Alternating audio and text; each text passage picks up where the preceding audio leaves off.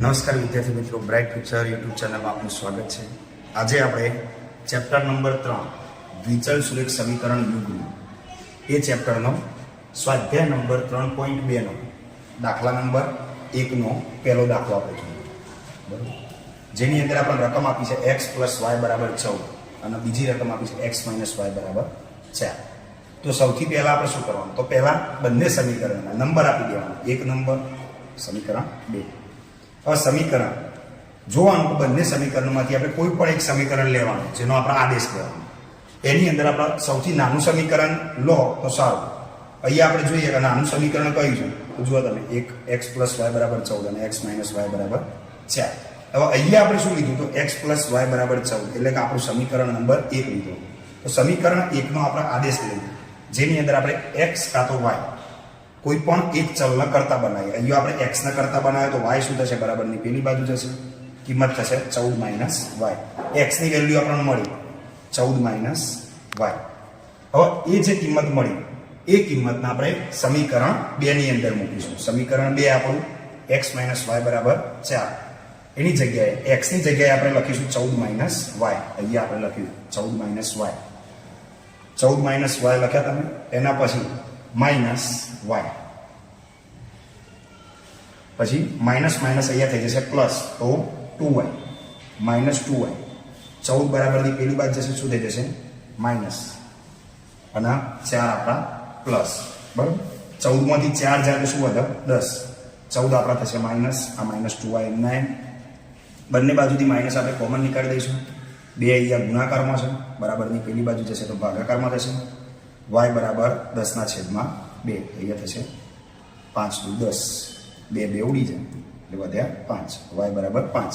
y ની કિંમત આપણને 5 મળી. હવે આપણે શું કરીશું, તો જે y ની કિંમત આપણને જે મળી છે એના આપણે સમીકરણ નંબર 3 ની અંદર એડ કરીશું. એટલે કે આપણું સમીકરણ નંબર 3 જે હતું x = 14 - y. x = 14 - y એટલે કે x ની અંદર આપણે કિંમત મૂકી, ભાઈ 14 એમના એમ, y ની જગ્યાએ 5. તો 14 માંથી આપણે 5 માઇનસ કરીએ તો જવાબ શું મળશે, x = 9. હવે આપણે જોઈએ દાખલા નંબર 1 નો બીજો દાખલો. બીજા દાખલાની અંદર આપણે રકમ આપી છે s - t = 3 અને બીજી એક રકમ આપી છે s/3 t/2 = 6.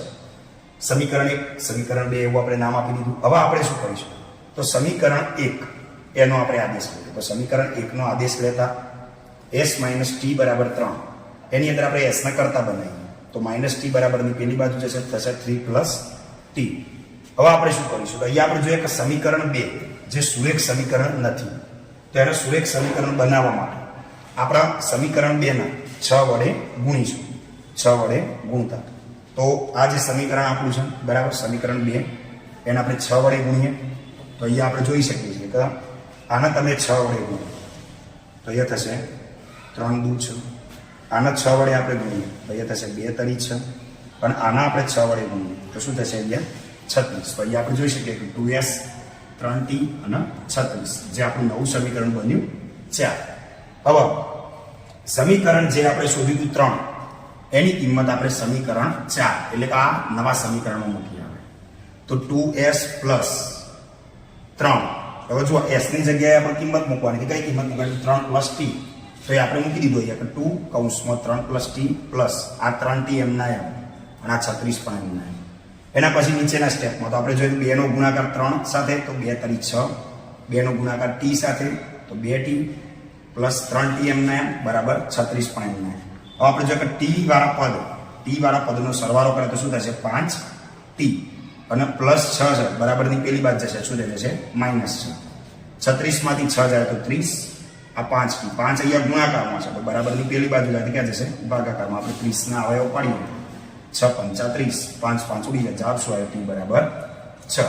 હવે t = 6 એ કિંમત આપણે સમીકરણ 3 માં મૂકીએ. સમીકરણ 3 આપણને અહીંયા મળેલું હતું s = 3 + t. તો 3 + t, t ની કિંમત આપણે 6 મૂકીએ તો 6 + 3 કેટલા થશે, 9. દાખલા નંબર 1 નો ત્રીજો દાખલો, જેની અંદર આપણને રકમ આપી છે 3x - y = 3 અને 9x - 3y = 9.